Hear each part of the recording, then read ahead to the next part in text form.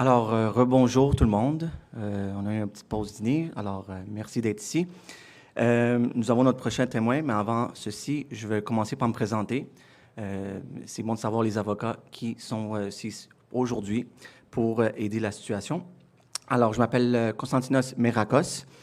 Je suis avocat au Canada pour le cabinet Bergman Associés. Rapidement, en une phrase un peu sur l'expérience qu'on a, c'est en 2020, notre cabinet a représenté des membres de la fonction publique dans une action judiciaire contre le gouvernement fédéral sur la base de violation de la Constitution, de la Charte de droits et libertés et des droits humains. Ceci est après que le gouvernement fédéral a mis à la porte des membres de la fonction publique au sujet de leur droit à la vie privée, l'intégrité corporelle et de leurs choix médicaux. Alors, en une phrase, j'aimerais remercier le Forum de son professionnalisme, des échanges respectueux et je tiens à souligner que non seulement c'est important, mais crucial dans une société libre et démocratique d'avoir des forums comme celui-ci. Donc, je vous remercie, je vous félicite. Alors, sans plus tarder, nous allons procéder au prochain témoin, Monsieur Sabatier, qui est sur Zoom avec nous présentement. Monsieur Sabatier, vous nous entendez? Oui, bonjour. Oui, bonjour, ça va bien? Oui, très bien, merci. Merci d'être parmi nous. Alors, je vais commencer par vous prêter serment. Alors, est-ce que vous allez... juste un instant, OK. Alors, est-ce que vous jurez ou affirmez solennellement de dire la vérité, toute la vérité et rien que la vérité? Dites oui ou je l'affirme solennellement. Oui, je l'affirme solennellement. Parfait. Votre nom complet, s'il vous plaît? Jean-Marc Sabatier. Parfait. Et présentement, vous êtes situé où? Pardon? Vous êtes situé où présentement? Je suis situé à Rousset, donc c'est dans le sud de la France. Parfait. Et est-ce que vous C'est êtes près de seul? Marseille. Vous êtes seul dans la chambre ou quelqu'un d'autre? Oui, Vous êtes seul? je suis seul, Parfait. oui. Alors, Monsieur Sabatier, aujourd'hui, on va discuter premièrement de vous, de votre CV et j'ai ici le message que vous avez envoyé et essentiellement, ça va être vis-à-vis ici le comité avec qui que vous allez discuter. Alors, j'aimerais commencer en discutant de votre CV, de votre parcours et de vos expertises. Alors, brièvement, en quelques phrases, votre expertise, s'il vous plaît. Oui. En fait, je suis directeur de recherche au CNRS, hein, c'est le Centre national de la recherche scientifique. C'est l'organisme de recherche français. Moi, personnellement, en formation, j'ai un doctorat de biologie cellulaire et de microbiologie. Et j'ai une habilitation à diriger des recherches, donc une HDR en biochimie. Et donc, je travaille dans un laboratoire de recherche depuis 1985. J'ai travaillé donc dans différents domaines, mais ma spécialité, ce sont les toxines et les microbes et l'ingénierie des protéines. Et notamment, j'ai travaillé sur les vaccins, puisque je suis rentré au CNRS en 1989 sur une thématique des vaccins. À l'époque, c'était des vaccins contre le VIH. Et j'ai, à cette occasion, travaillé avec le professeur Montagnier sur le sujet, puisqu'on avait un partenariat avec l'Institut Pasteur de Paris. Parfait, merci beaucoup. Et présentement, vous travaillez encore dans le domaine? Présentement, c'est quoi votre métier? Euh, oui, alors actuellement, je travaille à l'Institut de neurophysiopathologie à Marseille et je travaille sur la Covid. Notamment, je suis éditeur en chef de revues d'infectieux, notamment une revue qui s'appelle Coronaviruses, donc qui est vraiment spécialisée sur les coronavirus, et une autre revue qui est plus spécialisée sur les microbes, disons, et puis les maladies associées aux microbes. Voilà, une Excellent. revue qui s'appelle IDDT. Toutes les deux sont des revues internationales à comité de lecture. Excellent. Merci. Et en quelques mots, je vois ici votre curriculum vitae qui est très extraordinaire. Est-ce que vous pouvez en dire quelques mots sur les brevets, les patents ici? Il y en a pour quelques pages sur ces sujets-là. Est-ce que vous pouvez dire un mot ou deux? Est-ce que c'est des patents que vous avez participé à leur création? Est-ce que c'est quelque chose que c'est Oui. sous vos noms? Puis au moins peut-être dire un ou deux brevets ou patents qui serait important pour aujourd'hui? Oui, j'ai déposé, enfin, j'ai été co-auteur de 55 brevets. Il y a des brevets communs avec l'Institut Pasteur, des anciens brevets d'ailleurs, que signait le professeur Montagnier, donc en virologie sur le VIH. Et puis plus récemment, il y a des brevets aussi sur les toxines et sur les microbes, hein, sur des antibactériens par exemple. Et notamment, on avait déposé un brevet sur une molécule en fait que j'avais conçue et que j'avais produit chimiquement en fait, qui a été testé dans un protocole FDA contre le VIH, contre le virus de l'immunodéficience humaine. Donc j'ai travaillé pas mal sur les microbes. Je suis aussi éditeur en chef pour une autre revue qui est spécialisée sur les antibiotiques, donc des molécules actives contre les bactéries. Excellent. Je vous remercie. Alors, sans plus tarder, je sais que ici, c'est possible qu'on va parler du mode d'action du virus et des problèmes pathologiques associés aux injections vaccinales, mais je vais laisser la parole à nos commissaires pour vous poser des questions. Alors, je vous remercie et je vous laisse. Merci. Merci.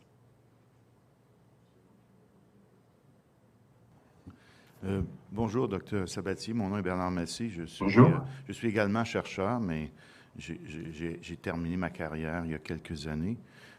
J'étais en biotechnologie, donc je connais toute l'histoire des brevets. Je sais que durant cette pandémie, il y a eu pas mal de travaux qui ont été faits autour de l'axe du ACE2 en français, je ne sais pas comment on dit. Là, oui, ECA2. Qui régule une fonction extrêmement importante et que notamment vous vous êtes penché beaucoup sur cette problématique pour essayer peut-être d'expliquer à la fois la pathologie qu'on pouvait déceler avec l'infection avec le SARS-CoV-2, mais également avec des pathologies qui découlent, ou enfin des effets indésirables qui découlent de l'injection et de l'expression abondante de la protéine Spike suite aux injections géniques. Est-ce que vous pouvez nous décrire brièvement quelles sont les problématiques que l'on peut déceler et faire le parallèle peut-être entre la condition où on est en condition d'infection versus lorsqu'on fait une injection de ces séquences codantes pour surproduire la protéine Spike? D'accord, oui. Alors, tout d'abord, donc, pour vous décrire le mode d'infection du virus, je dois vous rappeler comment fonctionne le système rénine-angiotensine. En fait, c'est un système que je dois un petit peu vous détailler auparavant pour mieux comprendre justement comment fonctionne le virus sur ce système et comment peut agir aussi les vaccins actuels qui sont basés essentiellement sur la protéine Spike, notamment les vaccins ARN messagers. Alors, si vous voulez, tout d'abord, ce système rénine-angiotensine, il est extrêmement important parce que c'est le système numéro 1 pour le fonctionnement du corps humain. Il permet vraiment le fonctionnement de tous nos organes et tissus. Et c'est à ce titre, donc, qu'il a une fonction vraiment essentielle pour que notre organisme fonctionne. Alors, il est responsable notamment des fonctions rénales, pulmonaires, cardiovasculaires. Il pilote aussi l'immunité innée et il pilote les différents microbiotes. Donc, le microbiote intestinal, hein, qui est le deuxième cerveau, et également le microbiote vaginal, cutané et buccal. Donc, vous voyez que c'est un système qui est très important. Alors, pour retracer en quelques étapes comment fonctionne ce système, qui est affecté donc par le virus et également par la protéine Spike vaccinale, dans certains cas, vous avez tout d'abord au niveau du foie donc une substance qui va être produite qui s'appelle l'angiotensinogène. Et puis, vous avez aussi le rein qui va produire une enzyme qui s'appelle la rénine. Et en fait, cette rénine va venir dégrader l'angiotensinogène pour donner l'angiotensine 1, qui est une hormone. Cette angiotensine 1, à son tour, va être dégradée par un autre récepteur qui s'appelle ECA1, qui est l'enzyme de conversion d'angiotensine 1. Et donc, lorsque cette molécule donc, va être dégradée, elle va produire l'angiotensine 2, qui est une autre hormone. Et cette angiotensine 2, c'est la clé des maladies Covid. Si vous voulez, normalement, cette angiotensine 2 reconnaît un récepteur qui s'appelle ECA2, qui est l'enzyme de conversion d'angiotensine 2. Or, ce récepteur ECA2, c'est la cible de la protéine Spike, soit du virus lors d'une infection naturelle, soit, dans certains cas, de la protéine Spike vaccinale, c'est-à-dire celle qui va être produite par les vaccins, notamment ARN messagers, hein, puisque les vaccins ARN messagers sont des vaccins auxquels on injecte en fait, dans le mucus deltoïde un ARN qui est couplé à des nanoparticules lipidiques pour permettre cette pénétration dans les cellules. Et donc, ces ARN vont être traduits en protéines Spike, qui qui sont donc les protéines spike vaccinales. Donc, ce qui se passe, si vous voulez, c'est que cette protéine spike, donc virale ou vaccinale, va être capable de reconnaître ce récepteur ECA2, donc l'enzyme de conversion de l'angiotensine 2. Et donc, en fait, en se fixant sur ce récepteur ECA2, elles vont gêner la dégradation de l'angiotensine 2, parce que normalement, l'angiotensine 2 est dégradée par le récepteur ECA2 pour donner une autre hormone qui s'appelle l'angiotensine 1,7. Et donc, lorsque vous avez une infection naturelle ou quand vous recevez une injection vaccinale, dans certains cas en tout cas, vous pouvez donc gêner la dégradation de l'angiotensine 2 qui va se retrouver en excès et qui va suractiver son propre récepteur. Et son propre récepteur s'appelle AT1R et c'est un récepteur qui peut être extrêmement délétère. C'est-à-dire que c'est un récepteur qui est complètement indispensable pour que l'organisme humain fonctionne, puisqu'il pilote justement toutes ses fonctions, rénales, pulmonaires, cardiovasculaires, il pilote l'immunité innée, il pilote les différentes flores microbiennes, donc il a une fonction vraiment très, très importante. Mais par contre, quand il est suractivé, et c'est le cas justement quand il y a une infection au virus SARS-CoV-2, et donc on a un Covid, ou bien alors quand on reçoit une injection vaccinale ou une injection de rappel vaccinal, à ce moment-là, ce récepteur peut être suractivé. Et donc, il peut être très délétère parce qu'il est capable de lancer des tas de voies de signalisation cellulaire, puisque c'est un récepteur extrêmement complexe. Ça fait partie des récepteurs les plus complexes qu'on connaisse. Ce sont des récepteurs à 7 segments transmembranaires couple protéine G. Et il peut faire des tas de choses, puisqu'il active des voies, des cascades de signalisation cellulaire. Bon, je ne vais pas rentrer dans les détails, mais les plus connus sont JAK-STAT, P38, MAP-kinase, NF-kappa-B. Il y en a bien d'autres. Et en fait, ce que fait ce récepteur quand il est suractivé, et donc qui est relié à les organes, parce qu'il faut savoir que le système rénine-angiotensine, dont dépend ce récepteur, on le retrouve dans tous les organes du corps humain. On le retrouve aussi bien dans le cœur, dans les poumons, dans le foie, dans la rate, dans les intestins, dans les glandes surrénales, dans la thyroïde. On le retrouve même dans le cerveau. On le retrouve dans les gonades, dans les organes reproducteurs. Donc, il est vraiment absolument partout.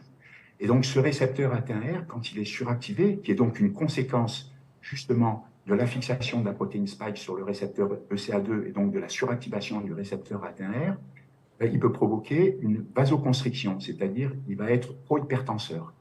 Il va être également pro-inflammatoire, c'est-à-dire qu'il va lancer un orage de cytokines pro-inflammatoires, par exemple une production d'interleukine 1, d'interleukine 1 bêta, d'interleukine 6, de TNF-alpha, d'interféron gamma. Donc, c'est très délétère parce que ça peut lancer une forte inflammation. Parallèlement, il est pro-oxydant, c'est-à-dire qu'il va générer un stress oxydant au niveau des cellules. Et c'est très délétère, puisque, en fait, un stress oxydant peut tuer les cellules parce que ça peut les mettre en apoptose, c'est-à-dire en mort cellulaire programmée, et puis ça peut les mettre aussi en dysfonctionnement autophagique. Dans tous les cas, c'est très délétère.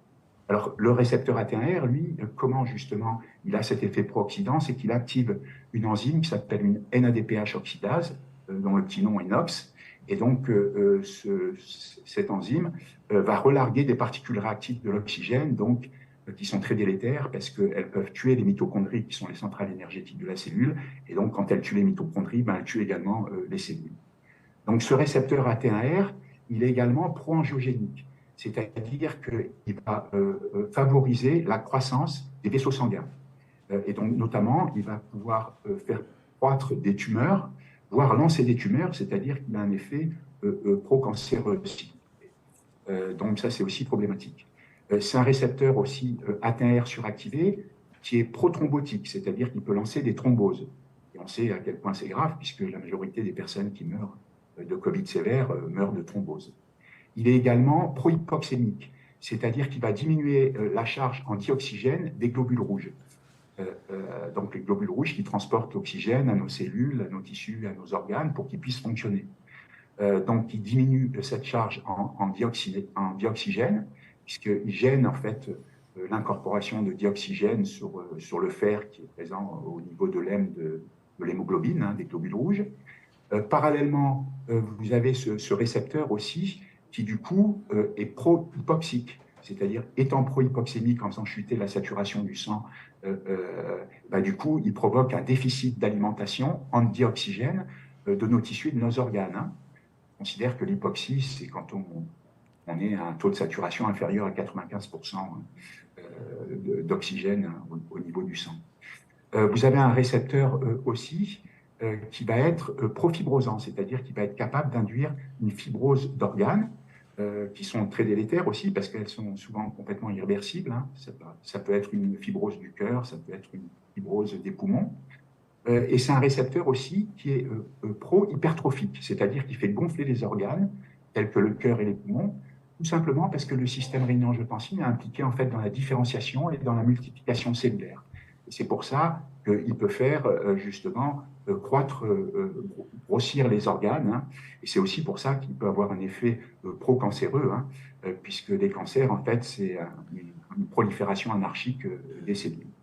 Donc, parallèlement à tout ça, ce récepteur AT1R, il peut également faire chuter la production de monoxyde d'azote, qui est une substance très importante parce qu'elle est impliquée dans tout ce qui est phénomène inflammatoire, immunitaire et mnésique, hein, tous les problèmes cognitifs. C'est pour ça que les personnes qui ont des Covid longs, souvent, ont des problèmes de mémorisation ou des problèmes cognitifs. Donc, c'est dû à cette chute de monoxyde d'azote, hein, du NO. Donc, vous voyez que ce récepteur AT1R suractivé, soit par la protéine spike virale, soit par la protéine spike vaccinale, peut être très délétère en étant donc, pour résumer, pro-hypertenseur, pro-inflammatoire, pro-thrombotique, pro-hypoxique, pro-hypoxémique, pro-fibrosant, pro-hypertrophiant, et il fait chuter le monoxyde d'azote. Voilà. Et le problème des vaccins actuels, essentiellement, outre, par exemple, pour les vaccins ARN messagers, la toxicité des nanoparticules lipidiques. Hein. Donc, juste pour rappel, les nanoparticules lipidiques, c'est ce qui permet donc, de faire entrer ces ARN messagers dans les cellules. En fait, il y en a 4 types hein, dans les vaccins, donc Spikevax de Moderna, et puis les vaccins Pfizer BioNTech, hein, le Comirnaty. En fait, ces particules lipidiques sont du cholestérol et des phospholipides, donc cela ne pose pas de problème. Et ceux qui sont problématiques, c'est les 2 autres types de lipides, parce que ce sont des lipides pégylés et des lipides cationiques qui ne sont pas naturels. Et donc, ces substances qui sont petites peuvent être captées par les différents organes. Et puis, ce qui est plus grave aussi, c'est qu'elles peuvent franchir des barrières, notamment la barrière placentaire, hémato-encéphalique, etc. Voilà. Et donc, parallèlement, donc, ces ARN messagers qui font produire de la protéine spike, ils sont délétères justement parce que cette protéine spike, elle est capable, elle a été mal choisie au départ, c'est-à-dire qu'elle a été légèrement modifiée. Vous savez, en fait, la protéine spike, c'est comme un collier de perles qui est constitué de 1273 perles, hein, les perles étant des acides aminés. Et vous avez 20 types de perles différentes. Et en fait, les concepteurs, c'est-à-dire les concepteurs de ces vaccins ARN messagers, ont modifié 2 perles. Une perle en position 986, une perle en position 987. En fait, ils ont substitué par 2 résidus de proline. Or, les prolines sont des aminoacides, ce sont des acides aminés un petit peu particuliers parce que ce sont des aminoacides et notamment, ils peuvent faire en amont une liaison avec l'acide aminé qui est en amont, qui est soit en cis ou en trans. En fait, ça veut dire qu'au niveau de ces 2 prolines qui ont été modifiées donc, dans ces vaccins ARN messagers, on peut avoir plusieurs types de configurations. Donc une configuration trans-trans, cis-cis, cis-trans ou trans-cis. Alors qu'est-ce que ça veut dire concrètement pour les auditeurs? Ça veut dire qu'au niveau de ces modifications des perles, on peut avoir 4 orientations différentes de la chaîne peptidique. C'est-à-dire, à ce niveau-là, on peut avoir 4 orientations de la protéine spike, du collier de perles. Et en fait, ces 4 orientations, ça favorise, ça augmente la probabilité pour que la protéine S, c'est-à-dire la protéine spike qui est produite justement par la traduction de ces ARN messagers vaccinaux, des vaccins ARN, et ben ça veut dire qu'en fait, elle peut adopter différentes formes dans l'espace et ça favorise la possibilité que ces protéines S, ces protéines spike, s'associent en trimère. Et lorsqu'elles s'associent par 3, c'est-à-dire que c'est une association de 3 protéines spike, à ce moment-là, elle ressemble à la protéine de pointe du virus, c'est-à-dire elle ressemble à la spicule qui est en fait une association de 3 protéines S. Et lorsqu'elle ressemble à la spicule, eh ben, ces protéines vaccinales qui sont donc sous forme trimérique ont la capacité de reconnaître le récepteur ECA2 et en se fixant sur le récepteur ECA2, elles font quoi? Ben, elles font exactement ce que fait le virus, c'est-à-dire qu'elles gênent la dégradation de l'angiotensine 2. Cette angiotensine 2 va être en excès, elle va donc suractiver ce récepteur AT1R qui va produire donc tous ces effets délétères dont je vous ai parlé il y a 5 minutes, et donc ça va déclencher des tas de maladies plus ou moins sévères, et ça va pouvoir affecter des tas d'organes. Hein. C'est pour ça que les maladies Covid, et qu'on retrouve dans les Covid longs, en fait, sont très variées. C'est parce que ce système rénine-angiotensine est ubiquitaire et est relié en fait à tous les organes, hein, puisqu'on le retrouve à la surface de tas de types cellulaires, hein, notamment toutes les cellules endothéliales, les cellules épithéliales, on les retrouve sur toutes les cellules nerveuses. Hein. Sur les cellules nerveuses, vous avez les neurones, les oligodendrocytes, vous avez les astrocytes, les cellules microgliales, hein, qui servent de cellules du système immunitaire dans le cerveau. Ben, toutes ces cellules-là ont du récepteur ECA2, et également au niveau des organes reproducteurs. Hein. Vous avez ce récepteur ECA2 que vous pouvez retrouver au niveau de la prostate, du pénis, du testicule, chez la femme au niveau de l'endomètre, des ovaires. Donc, il est vraiment présent partout. Et il tapisse aussi tout le système vasculaire. Et c'est pour ça qu'on peut retrouver justement des problèmes cardiovasculaires, puisqu'il est présent, il tapisse toute la face interne voilà, des vaisseaux sanguins. Et il est vraiment ubiquitaire parce qu'on le retrouve même au niveau des membranes mitochondriales et on le retrouve même à l'intérieur des cellules parce qu'il n'est pas que à l'extérieur des cellules. Il y a aussi un système rénine-angiotensine qui est intracrine et qui pilote en fait tout le fonctionnement de la cellule. Et on le retrouve notamment au niveau de toutes les membranes cellulaires, donc sur la membrane interne des mitochondries, hein, qui sont les centrales énergétiques de la cellule, qui font vivre les cellules, mais on les retrouve au niveau des membranes des organettes cellulaires, réticulum endoplasmique, réticulum sarcoplasmique, la membrane même nucléaire, on les retrouve au niveau des endosomes, des exosomes, des lysosomes, voilà, ils sont vraiment présents partout. Et ça signifie en fait que ce système rénine-angiotensine, qui pilote nos organes, peut être extrêmement délétère justement parce qu'il est présent partout. Et le problème de ces vaccins, des vaccins actuels, c'est qu'ils sont tous basés sur la protéine spike et que cette protéine spike, en fait, est dans une certaine mesure capable de reconnaître ce récepteur ECA2 et de faire dysfonctionner le système.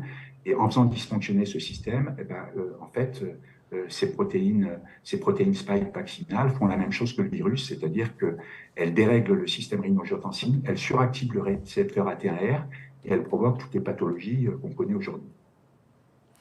Voilà. Si je peux me permettre de résumer un peu votre propos, si j'ai bien compris ce que vous mentionnez, c'est que la protéine spike qu'on retrouve sur le coronavirus va engager ce système-là et peut potentiellement provoquer toute une série de dysfonctionnements au niveau cellulaire, puis même au niveau des organes. Et de la même façon, la protéine spike qu'on exprime à partir des injections géniques peut faire la même chose. Alors, est-ce que je peux vous poser une question concernant, je dirais, bon, dans le cas des infections coronavirus, enfin avec le SARS-CoV-2, d'après l'épidémiologie dont on dispose récemment, on peut pratiquement conclure qu'une très grande majorité des gens ont été infectés, exposés au virus. Mais qu'un grand nombre de ces gens-là ne présentaient pas de symptômes, en tout cas facilement décelables. Est-ce que la raison pour laquelle c'est comme cela, c'est que le système immunitaire des gens a empêché le virus de se propager dans suffisamment d'endroits dans le corps pour provoquer ces dysfonctionnements? Ou bien, en même temps, est-ce qu'il y a des gens qui, au niveau de ce système-là, qui a l'air d'être extrêmement complexe, avec énormément de ramifications dans toutes sortes de voies cellulaires et dans toutes sortes d'organes différents, est-ce qu'il y a des gens qui auraient une meilleure capacité de gérer ce genre de dysfonctionnement? Oui, tout à fait.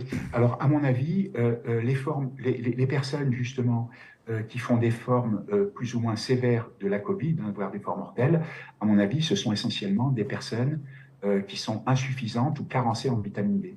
Parce que la vitamine D joue un rôle très important dans ce système, parce qu'elle agit tout en amont de ce système, puisque c'est un inhibiteur de la rénine. Et la rénine, c'est l'enzyme qui transforme l'angiotensinogène en angiotensine 1.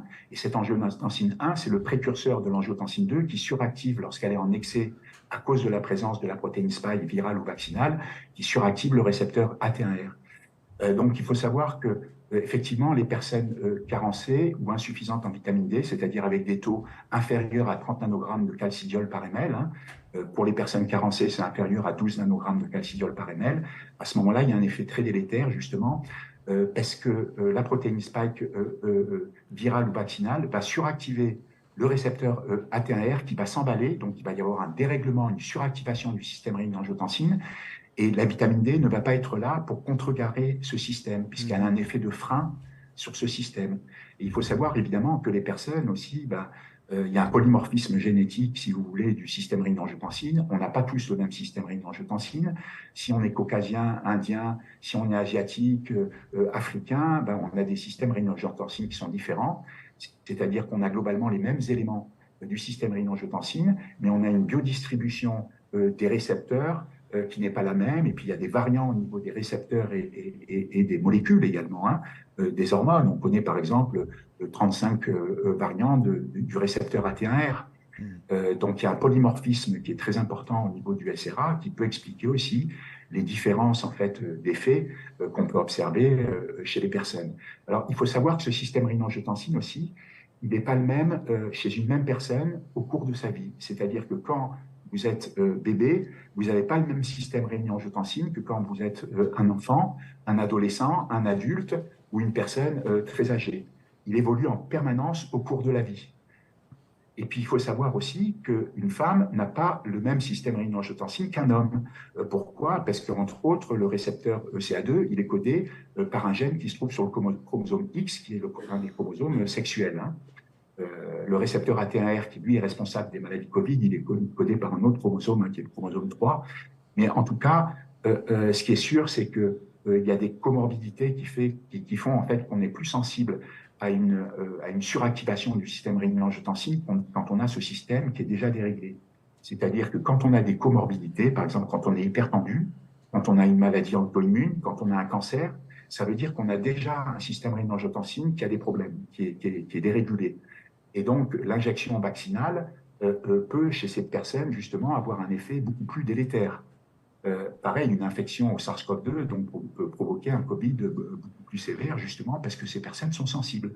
On connaît également des gènes de susceptibilité, justement, à faire des formes graves de la Covid. Par exemple, il y a un gène qui s'appelle HLA-B27. On sait que les personnes, justement, qui ont ce gène ont plus de risques de faire une forme sévère de la Covid. Vous avez d'autres gènes qui sont impliqués. Ce gène HLA-B27, pour les gens qui l'ont, ce qui est intéressant de savoir, c'est que lors d'une infection au VIH ou au virus de l'hépatite, à ce moment-là, il a un effet protecteur. Allez savoir pourquoi, mais il ne se comporte pas pareil suivant les microbes. Voilà.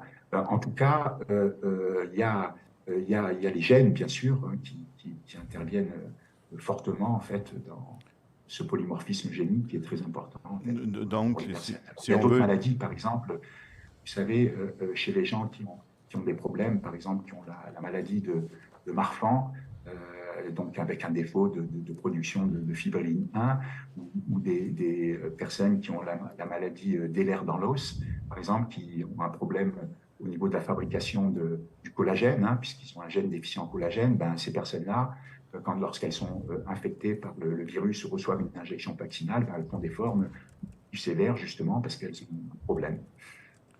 Voilà. Par exemple, elles ont un problème pour l'hiver dans l'os, par exemple, quand elles... Monsieur Sabatier, j'aurais une question à vous poser qui va essayer de ramener un peu, centrer un peu la discussion, qui est autour du fait que, cette protéine spike, d'après les connaissances que vous avez dans les coronavirus, et sa cible de prédilection avec le récepteur ACE2, est-ce que c'est unique dans la famille des coronavirus ou ça existe dans plein d'autres coronavirus et c'est pas particulièrement... Non, ça se retrouve dans des coronavirus, il n'est pas du tout unique. Par exemple, donc vous savez que le SARS-CoV-2, c'est un bêta-coronavirus. La famille des sarbecovirus. Donc, c'est un virus enveloppé avec de la protéine spike, et puis vous avez un brin monocaténaire d'acide ribonucléique de sens positif. Ma question, en fait, c'est donc, plus spécifiquement celui-là, l'interaction de ce spike avec ce récepteur-là. Est-ce que ça, c'est nouveau? Oui. Alors, il reconnaît le récepteur ECA2. Ce qu'il faut savoir, c'est que lors de l'épidémie de 2002, il y avait eu une infection aussi au coronavirus. C'est le SARS-CoV, qu'on appelle maintenant le SARS-CoV-1. Et la cible de ce coronavirus, c'était également le récepteur ECA2, c'est-à-dire l'enzyme de conversion de l'angiotensine 2. Par exemple, le MERS-CoV de l'épidémie de 2012, lui, était différent. Donc, c'est aussi un coronavirus, mais il ciblait un autre récepteur qui est le CD26, hein, c'est le DPP4, c'est la dipeptidyl-peptidase 4, c'est un autre récepteur. Donc, on connaît différents types de récepteurs. Mais si vous voulez, vous avez aussi, par exemple, le virus de la pif du chat, qui dérègle également le système rénine-angiotensine et qui provoque, en fait, chez le chat exactement les mêmes maladies que les maladies de la Covid qu'on voit chez les humains. Il dérègle aussi le système rénine-angiotensine, mais il reconnaît un autre récepteur. Il reconnaît la protéine spike, donc du coronavirus du chat, du virus de la pif du chat, reconnaît un autre récepteur qui s'appelle CD13, c'est l'aminopeptidase N. Et en fait, il va gêner la dégradation, cette fois-ci, de l'angiotensine 3. Cette angiotensine 3 va se retrouver en excès, puisque justement, la protéine spike de ce coronavirus est fixée sur le récepteur APN, hein, sur le récepteur CD13. Et donc, cet excès d'angiotensine 3 va suractiver également le récepteur AT1R du chat et va provoquer chez le chat des maladies de type Covid. On retrouve exactement les mêmes pathologies avec des hypertensions, des thromboses, des épanchements pleuraux. Donc, si vous voulez, vous avez toute une famille de récepteurs, hein. Et il y a évidemment d'autres récepteurs qui sont ciblés par les coronavirus. Hein, et donc si on en revient au traitement de la COVID avec cette baguette magique alléguée qui était l'injection génique pour l'expression de la protéine spike, vous avez mentionné brièvement que vous pensiez que c'était pas très avisé probablement de choisir cet antigène dans la plateforme, nonobstant la qualité de la plateforme génique qui a été choisie. Oui. Le choix de cette protéine-là était mal avisé. Ma question, c'est depuis quand on a des connaissances suffisantes pour conclure que au moment où on a fait le choix d'utiliser cette protéine-là, on aurait dû savoir qu'il y aurait eu des problèmes en choisissant cette cible-là pour les plateformes vaccinales, d'après vous? Dès 2002, en fait. Hein. Dès 2002, parce que le virus SARS-CoV de 2002, il ciblait aussi le récepteur ECA2. Hein, donc, on savait déjà que c'était un récepteur qui était délétère.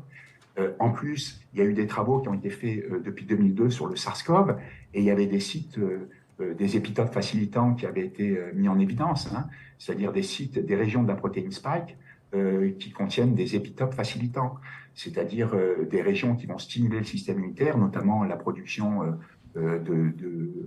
d'anticorps, hein, qui vont en fait non pas neutraliser le virus, mais au contraire faciliter l'infection par le virus SARS-CoV.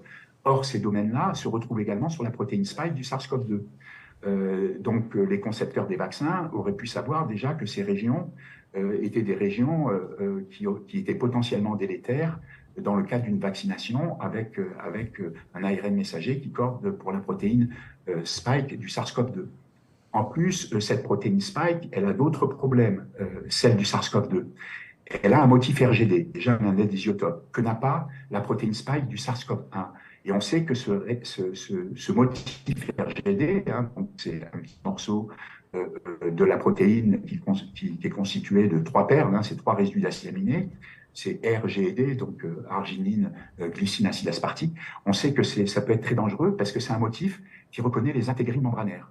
Et notamment, il a été montré que la protéine spike du SARS-CoV-2 est capable de reconnaître des intégrines membranaires, c'est-à-dire de déclencher une activité dans la cellule, et elle reconnaît notamment, et ça a été décrit expérimentalement, cette protéine spike du SARS-CoV-2 est capable de reconnaître des intégrines membranaires qui s'appellent alpha-V bêta-3 et alpha-5 bêta-1. Et c'est grave parce que, si vous voulez, ces intégrines peuvent être reconnues aussi par le collagène. Mais bon, ce sont des sites cryptiques, c'est-à-dire qu'ils sont masqués au sein du collagène, justement, qui a aussi ces motifs RGD, mais qui sont cachés. Hein. Ce sont des motifs cryptiques. Monsieur Sabatier, et on sait que, en fait, quand la protéine spike, si vous voulez, se fixe justement sur ces intégrines membranaires, elle active un système qui s'appelle caspase-3 et qui induit la mort cellulaire, l'apoptose.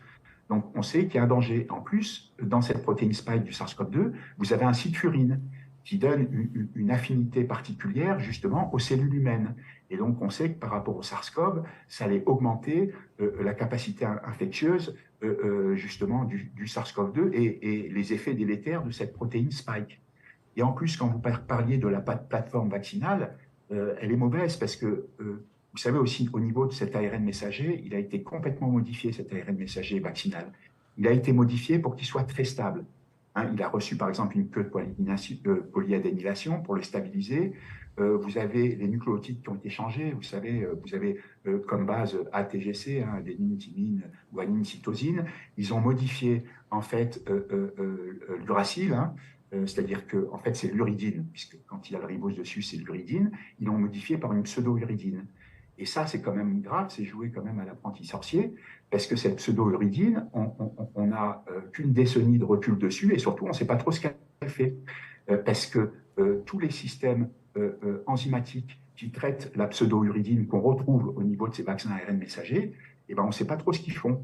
Notamment, lorsqu'on remplace l'uridine au niveau des chondrostops, hein, UAA, UAG et UAA, UAG et UGA, quand on les remplace, eh ben, il n'y a pas de chondrostop. Ça veut dire qu'en fait, si vous voulez, ben, le système n'est pas capable de bien reconnaître les pseudo-uridines.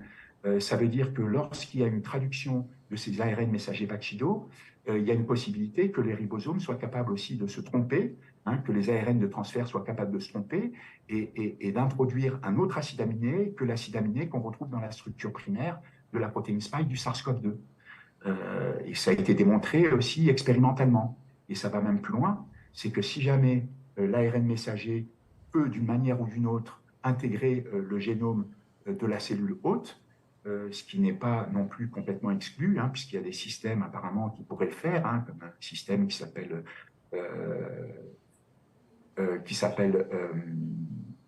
SINE1, Line1. Vous avez aussi un système qui en fait a une activité DNA polymérase RNA indépendante qui pourrait justement fabriquer de l'ADN à partir de l'ARN. À ce moment-là, ces polymérases, donc DNA polymérase RNA dépendante et RNA polymérase RNA dépendante, on sait qu'elles ne sont pas capables non plus de rétrotranscrire correctement une pseudo-uridine. Ça veut dire qu'elle peut se tromper, et s'il y a effectivement une incorporation du gène qui va coder, par exemple, pour la protéine spike ou du génome du virus dans le cas d'une infection, effectivement, dans le génome humain, à ce moment-là, il peut y avoir des mutations. Donc, cette plateforme n'est pas au point. Si je peux vous interrompre ici. Le défaut de ses qualités, c'est-à-dire qu'elle est trop stable, et le fait qu'elle soit trop stable, ça induit aussi le fait qu'elle est capable de produire énormément de protéines spike, alors que normalement, un ARN messager naturel doit être dégradé rapidement. C'est-à-dire que normalement, il doit Monsieur être dégradé. Sabatier, est-ce que je peux vous interrompre ici parce que oui. Les explications que vous donnez sont excellentes. Pour un scientifique comme moi, c'est fantastique. Mais je présume que beaucoup de gens dans la salle pour lesquels ces explications sont peut-être un peu trop sophistiquées. J'aimerais vous ramener peut-être à 2 points concernant la stratégie vaccinale. Vous avez de l'expérience dans le développement des vaccins. Est-ce que vous avez dit en beaucoup de mots finalement que cette approche vaccinale avec la plateforme d'ARN messager et avec le choix de cette cible qui est la protéine spike, c'est très mal avisé pour un grand nombre de raisons que vous avez énumérées. Moi, je vais vous poser une question qui va aller une étape avant. Est-ce que, parce qu'on connaît des coronavirus, est-ce que même d'espérer de développer un vaccin qui pourrait contrôler l'infection comme celle qu'on a eue serait une approche possible? Et si c'est possible, qu'est-ce que vous proposeriez comme stratégie vaccinale? Ah oui, c'est tout à fait possible. Excusez-moi, M. Sabatier. Juste un instant, oui. Excusez-moi de vous interrompre. Pouvez-vous juste parler un peu plus lentement pour le traducteur? Ils m'ont fait valoir que juste parler un peu plus lentement, c'est tout. OK, juste un petit... Merci beaucoup. Vous pouvez continuer, désolé. Oui, tout à fait. Il est tout à fait possible de produire un vaccin contre le SARS-CoV-2 qui soit un vrai vaccin et pas un pseudo-vaccin. En fait, un vaccin, ça doit répondre à 2 choses, hein, c'est 2 critères essentiels. Ça doit être d'abord efficace, et puis il doit y avoir une certaine innocuité pour les personnes qui reçoivent en fait ces injections vaccinales. Or, les vaccins actuels qu'on nous propose, ils font ni l'un ni l'autre, c'est-à-dire qu'ils ne sont pas efficaces puisqu'ils n'empêchent pas l'infection de l'individu donc qui va être vacciné, entre guillemets, et puis il n'empêche pas la transmission de la personne qui a été vaccinée, donc en cas d'infection, justement, à la personne qui est non vaccinée. Donc, déjà, il manque d'efficacité, et puis il n'y a pas d'innocuité, justement, parce que cette protéine spike vaccinale est capable de suractiver le système rénin-angiotensine et donc de déclencher des maladies Covid. Alors, ce qu'il faudrait faire, et ce qu'auraient dû faire les concepteurs, c'est en produisant cette protéine spike qu'ils ont modifiée, donc je rappelle, au niveau de 2 perles, sur les 1273 perles, les perles en position 986, 987. Ils ont fait ça pour une raison bien simple, en fait, c'est qu'ils ont voulu maintenir cette protéine spike dans une conformation préfusionnelle. C'est-à-dire qu'ils ont voulu exposer un domaine qui s'appelle le RBD, c'est le Receptor Binding Domain. C'est le domaine de la protéine spike qui est capable de reconnaître le récepteur ECA2. Et donc, ils ont voulu exposer ce domaine de la protéine spike pour que le système immunitaire soit justement capable de se mobiliser contre ce domaine et notamment de produire des anticorps neutralisants contre ce domaine. Sauf qu'il y a un problème quand même, puisque cette protéine spike est capable de reconnaître ce récepteur et c'est pour ça qu'elle est, entre autres, qu'elle est très délétère. Alors, ce qu'il faudrait pour faire un vaccin qui ne soit pas délétère, il faudrait produire un analogue de protéine spike, mais vérifier que cet analogue structural, donc modifié sur une, voire plusieurs perles, il faudrait vérifier que cet analogue de la protéine spike ne soit pas capable de reconnaître le récepteur ECA2. Et à ce moment-là, il y aurait une certaine innocuité de cette protéine spike. Ce n'est pas certain, mais en tout cas, il ne serait pas aussi toxique qu'à l'heure actuelle. Tout simplement, pourquoi? Parce que cet analogue de protéine spike ne serait pas capable de se fixer sur le récepteur ECA2. Donc, en fait, il n'y aurait pas de gêne au niveau de la dégradation d'angiotensine 2 en angiotensine 1,7. Et à ce moment-là, il n'y aurait pas de dérèglement du système rénin-angiotensine, il n'y aurait pas de suractivation du récepteur ATR qui est à l'origine des maladies Covid. Donc, ça serait important. Et parallèlement, ils auraient dû déjà retirer au niveau de cette protéine spike les domaines de la protéine spike, donc les portions de la protéine spike dont on sait qu'elles contiennent des épitopes facilitants. Donc, je rappelle que les épitopes facilitants, ce sont les régions de la protéine spike qui vont stimuler le système immunitaire, notamment les lymphocytes B, qui, lorsqu'ils vont se différencier en plasmocytes, vont fabriquer des anticorps dirigés contre cette région. Mais ces anticorps-là, ils ne vont pas être neutralisants. Ils vont faire l'inverse des anticorps neutralisants, c'est-à-dire qu'on ne va vraiment pas avoir l'effet attendu, on va avoir l'effet opposé, c'est-à-dire qu'ils vont faciliter l'infection de l'autre, justement, par le virus SARS-CoV-2.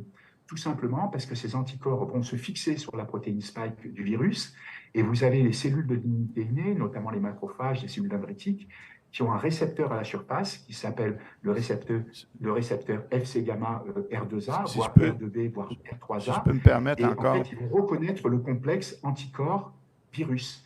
Et Monsieur donc, Sabatier, ces cellules qui vont penser... Monsieur Sabatier, si je peux me permettre de vous interrompre, vos explications sont encore une fois, très détaillées.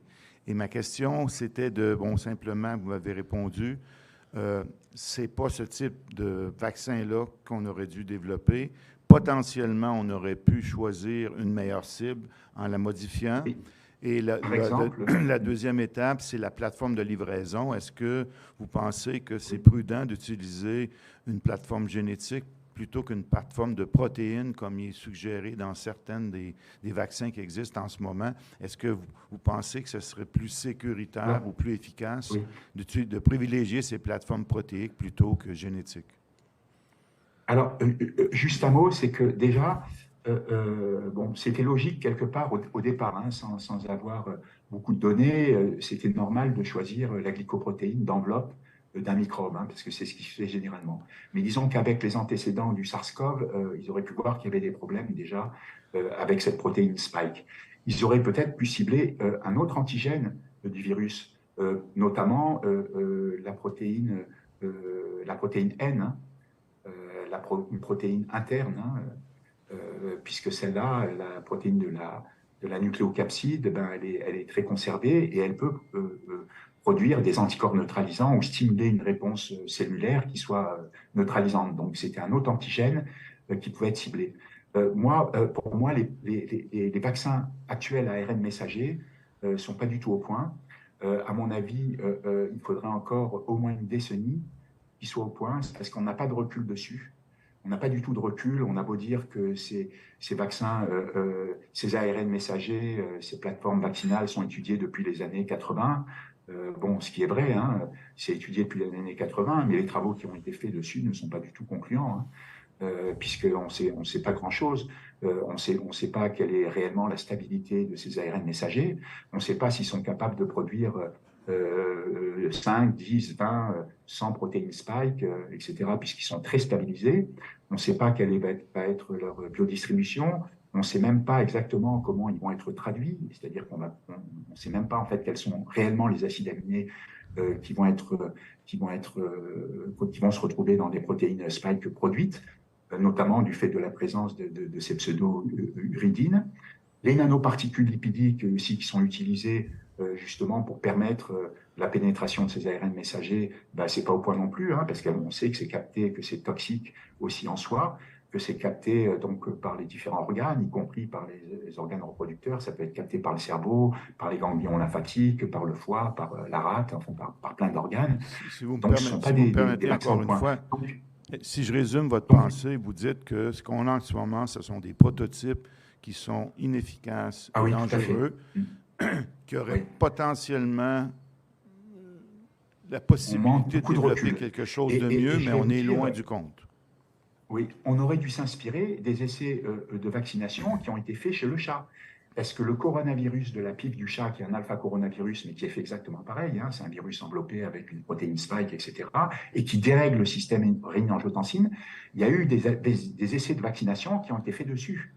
Et ces essais de vaccination n'ont pas été fructueux. Donc, on sait que les coronavirus ne sont pas des cibles déjà très faciles. Et les vaccins ARN messagers, à mon avis, n'ont pas du tout assez de recul. Et je pense que, personnellement, que c'était une folie de vacciner des milliards de personnes avec une plateforme, en fait, qui est encore expérimentale. C'est-à-dire, on n'a pas des années de recul dessus, hein. Donc, les autres vaccins anti-Covid, entre guillemets, que ce soit les vaccins donc, à virus atténué, hein, adénovirus, comme les Sputnik, Janssen, AstraZeneca, ou les vaccins à virus inactivé, Sinopharm, Sinovac, les vaccins chinois, ou même les vaccins à protéines spike recombinantes, hein, comme le Novavax, vaccin de Sanofi, bah, ils posent aussi tous un problème, parce qu'en fait, la protéine spike est là. Et le problème, c'est que la protéine spike, en soi, est délétère.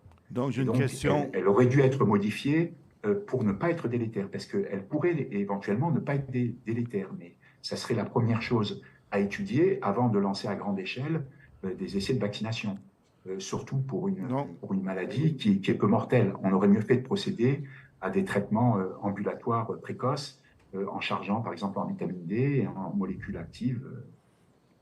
Donc, au moment où on se parle, dans la situation où on est, vous déconseillez la vaccination avec les vaccins dont on dispose à l'heure actuelle. Est-ce que ça résume un peu votre pensée? Parce que ces vaccins sont délétères en eux-mêmes. Ils peuvent provoquer des pathologies Covid, hein, pour les raisons que je vous ai indiquées. Et puis, ça va plus loin. C'est-à-dire que là, il y a un certain nombre d'injections vaccinales, de rappels qui sont prévues, hein, je crois jusqu'à une dizaine. Hein.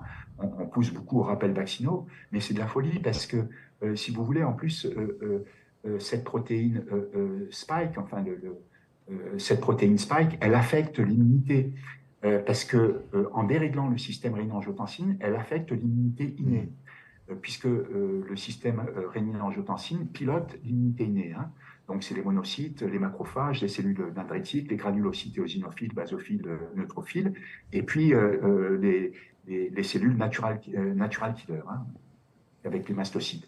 Et donc, le dérèglement du SRA affecte l'immunité innée. Et cette immunité innée, c'est elle qui lance l'immunité spécifique adaptative, hein, qui est basée sur le lymphocyte B et le lymphocyte T. Et elle dérègle aussi donc l'immunité adaptative qu'elle lance elle-même à peu près 4 jours après. Et ça veut dire qu'en déréglant l'immunité innée, qu'est-ce qui se passe? C'est qu'elle induit un dérèglement complet du système immunitaire, puisque l'immunité innée lance l'immunité adaptative, et quand on dérègle les deux, ben à ce moment-là, on provoque une immunodéficience.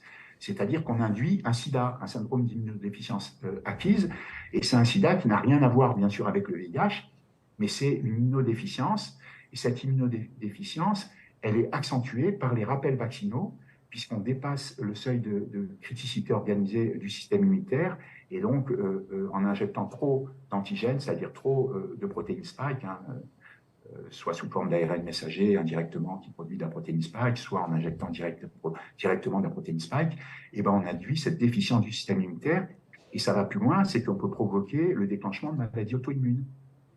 Parce que l'immunité innée, elle commande la reconnaissance des protéines du soi et du non-soi, et du coup, lorsqu'elle est dysfonctionnelle, elle peut reconnaître comme étrangère, en fait, par exemple microbienne, une protéine du soi, et puis elles peuvent lancer des maladies auto-immunes. Je vous remercie infiniment, M. Sabatier. Dans l'intérêt du temps, je vais demander à mes collègues ici, commissaires, s'il y aurait des questions pour vous. On doit passer à notre prochain témoin bientôt qui attend en ligne. Do you have any question you'd like to ask, Ken? I'm going to translate and then, et si vous pouviez répondre en français par la suite, parce que le traducteur va permettre de donner la réponse au commissaire et la foule va pouvoir entendre. What's your question? Good afternoon. Yeah.